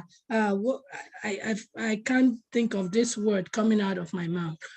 To the extent inflict, thank you, Dr. Ajagbe, to inflict bodily injury or imminent bodily harm onto that child. When you do that, that is when you now get into the child abuse arena. Thank you. Thank you so much. Appreciate that input. Now, Dr. Ajagbe, hypocrisy, willful denial, and cover-up of the crime of abuse cause to be ongoing. I don't get it. And you repeated it several times. I'm going to hand over to you to put together everything you put in that platform, sir, and give us a quick spiel of what you're saying. Well, I thank you very much. I'm sure this is a very difficult topic to discuss because most of the time, many of these things are being covered up, even when it is obvious. Many people would rather just shush it that, okay, well, it's going to shame somebody. But the perpetrators are always the ones being protected. I want to say that everybody has said some aspect of all of this, but all I want to be able to kind of add to what has been said so far is the fact that this is not a new thing. Everything we're talking about now was going on before we were born, when I was in elementary school, when I was in high school, all of these things were known. However, because of the way the authority structure was in our community, there are some things you don't even dare to report because you have been threatened by whoever the perpetrator was. You are threatened, if it was in school, you know you are going to fail. And you know when you fail, it's not going to be acceptable to your parents. Not only would they punish you, but they will make sure that you go back to the same abuser to get help. And if you are unfortunate enough to be a girl, and that person really feels that you are now in his grip, you have it. I remember when I was growing up in elementary school, most of the time the teachers will insist that the girls would take exercise books from the class to their home and say, oh yeah, just wait for me until I get there. I used to wonder why the teachers were always picking on the girls to take exercise book home for them to grade overnight. So I knew something fishy was going on, but as a child, you were supposed to be seen and not heard, even if you could try to figure it out. I think there was a time that some of us boys, we sneaked after school to try to follow to see what is really going on. And we had an idea that these teachers had bad intentions in their mind. Even though we couldn't catch them with their pants down, but at least we had this great suspicion. And that stuck with me as a child. Up till now, I knew so many of those teachers were pedophiles. Pedophilia is not new. What we are saying right now is what we don't want to see continuing in our community. Imagine a child bride. Child bride is going on, even in different parts of the world, more so in Nigeria, in the north. And when you see a toddler basically being married to an adult, and the adult is still trying to do what should not be done to a child. I mean, that's abuse. That is totally unacceptable. So there are many aspects of it. And I mentioned something also about codependency. Well, codependency is when somebody, is encouraged to keep doing the bad behavior because of what the other person is going to get from it. So it's a shame because you are talking about spouses who stay in abusive relationship.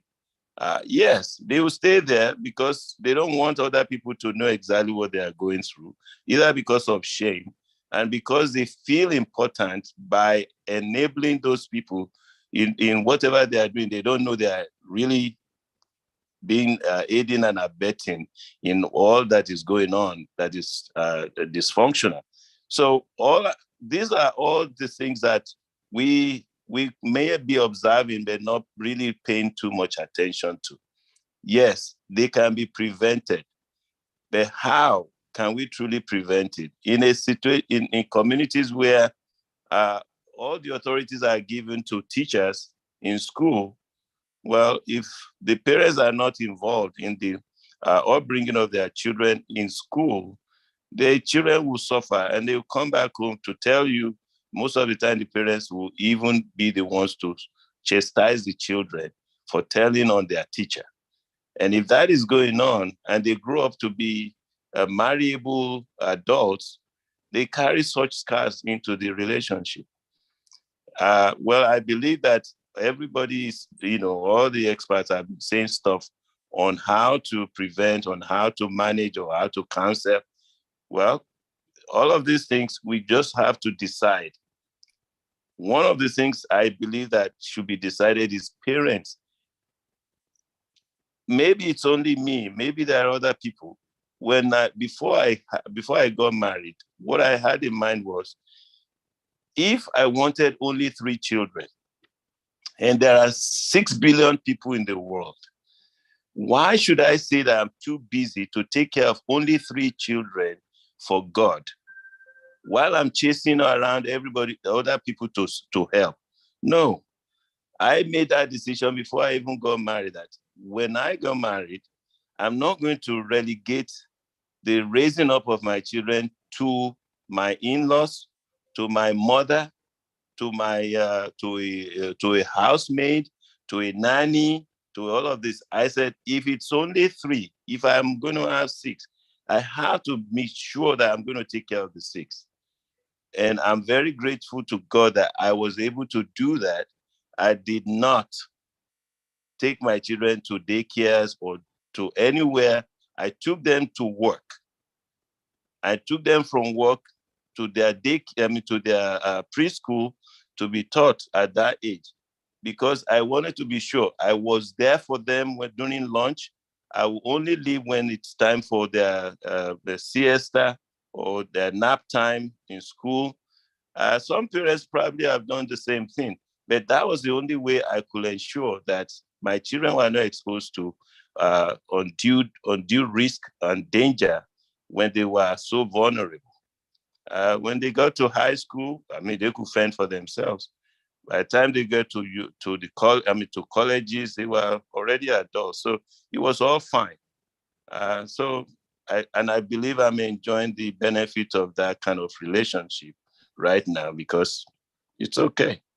I mean, there is no history of abuse in their experience. And I'm sure that is what most of us are really looking for as proactive way. That is one of the ways that I believe can be very helpful. Parents should choose to be primarily involved in the raising up of their children.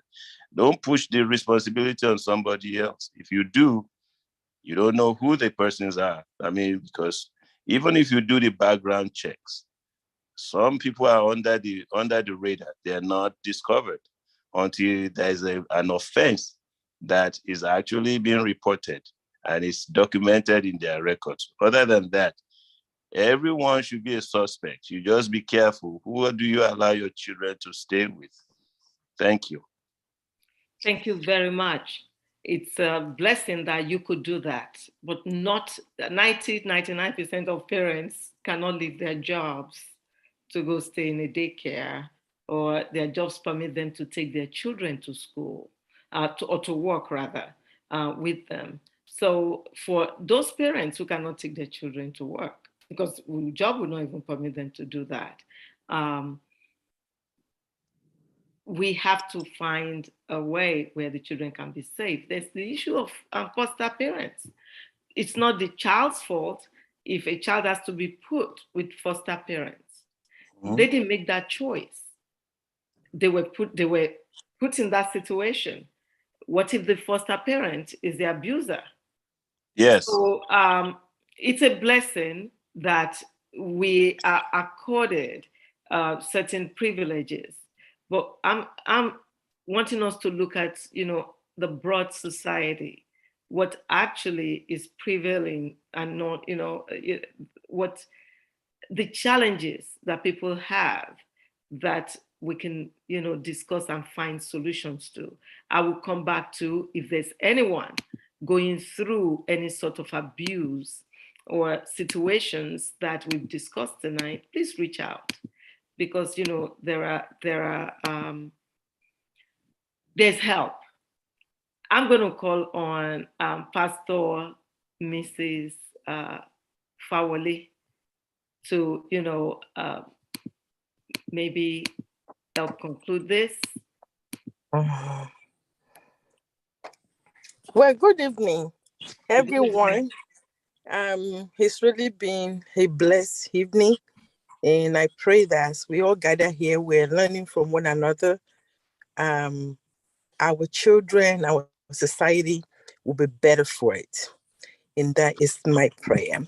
So I think a lot of things have been said, although I was kind of in and out. I was at a concert. Let me see. But I think whatever that type of abuse, maybe some of us, even some of us on this platform, maybe we're experiencing one kind of abuse or the other. Like Dr. O say, we all need to seek help. I think that in our community, especially for us, the last speaker spoke about parenting, purposeful parenting, which I think is the way to go. Some of us cannot afford,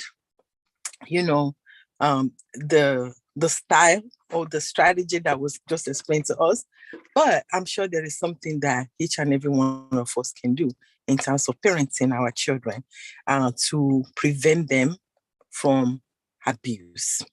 And I also want to say, I remember Dr. Martin Luther King once said that an oppressor, and I'm paraphrasing, that an oppressor will never stop unless the oppressed says no.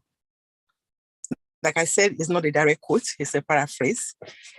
But what does that mean, especially in the community where we don't report in Nigerian society that it looks like it's the norm for us, if you're going through domestic abuse, it looks like it's the norm. You will even hear your mother that would your own mother will tell you, hey, for your children now,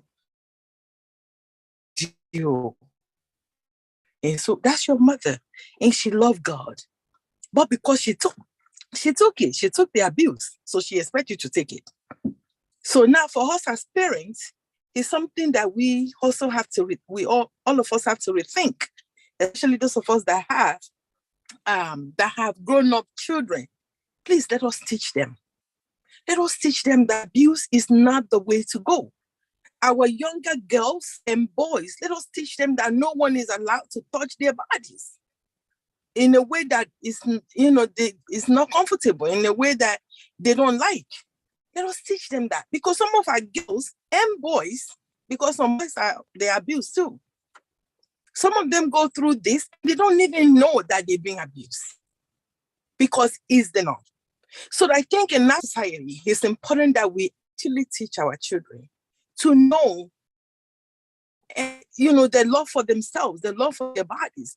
Because for us, and I believe maybe some of us agree with me, growing up as a Nigerian, I'm from Nigeria,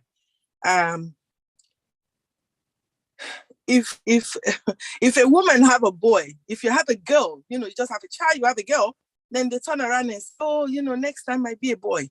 That is where we started. Like girls, they are inferior to boys. And we do this a lot in our society. Some of us will still, yes, I want to have a boy, on la role, girls and this and that. This is where it started, that our daughters especially do not understand their value. And I know a lot of things have been said, emotional abuse, even financial abuse and physical abuse and child molestation and all that.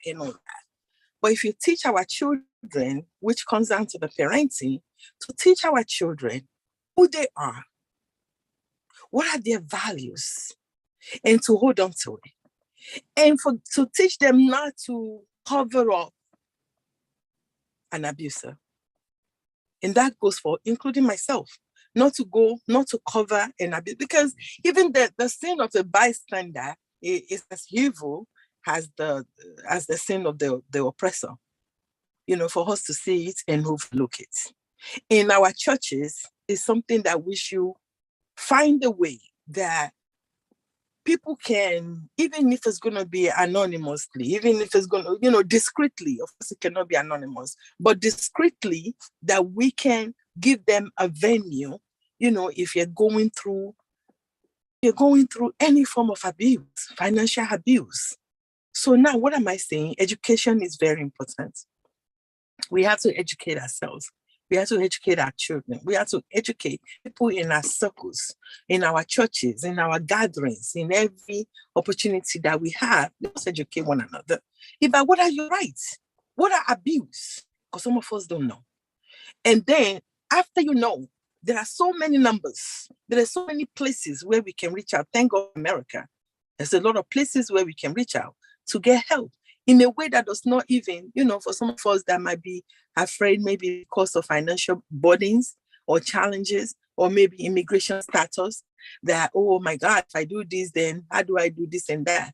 But then, help is available for all of us. And I as we're talking about it, my prayer and hope is that, God is exposing it, like problem identified. The English people say is problem solved. So God bless all of us. Thank you so much. Problem identified is problem solved. I am going to remember that, and that is the truth. And we have identified problems tonight. And by the grace of God, there are solutions. Please don't stay in an abusive relationship, no matter what. Reach out. You'll be surprised what kind of support and help that you can get. You stay in a spousal abuser relationship, and it doesn't mean if it's husband to wife or wife to husband. It does happen, wife to husband. It does, more than we think. It may end up in death. We're seeing it happening a lot. And then who suffers again is the children. So please reach out. And, thank you so much for a robust conversation. This one, I'm not going to lie, I'll repeat. It's home. It's painful because I remember so many people coming to my, coming to my mind that have not fared well because of abuse. And I pray that, as societies will be healed and we can be there for each other to just grow strong together. And I thank my sister, Arika Davenport, for coming tonight, for sharing with us. I know that was not easy. And for, allowing counseling and all that needs to happen or needed to happen in our life to happen to cause healing, that she is now giving back to help others. It's a success story that, we're grateful for. Thank you. We appreciate you. And next week, the dialogue continues. And believe it or not, this dialogue is going on because of you. People are reaching out to ask for, let's talk about this. This hits home. I need this. I need perspective on this. So next week, we're going to talk on health, healing, culture, and spirituality, an objective approach to this. So it will be another deep conversation. And by the end of this, I don't know if we get to the end of the mental health segment of Medical Mondays, but I believe that a lot of us will get healing in one way or the other, as we go through these segments. So till we meet again next week, please stay safe. COVID is still very real. I've seen some patients today with COVID that have been immunized, even boosted. So please stay safe, and we'll see again next week. If there are no more questions or comments.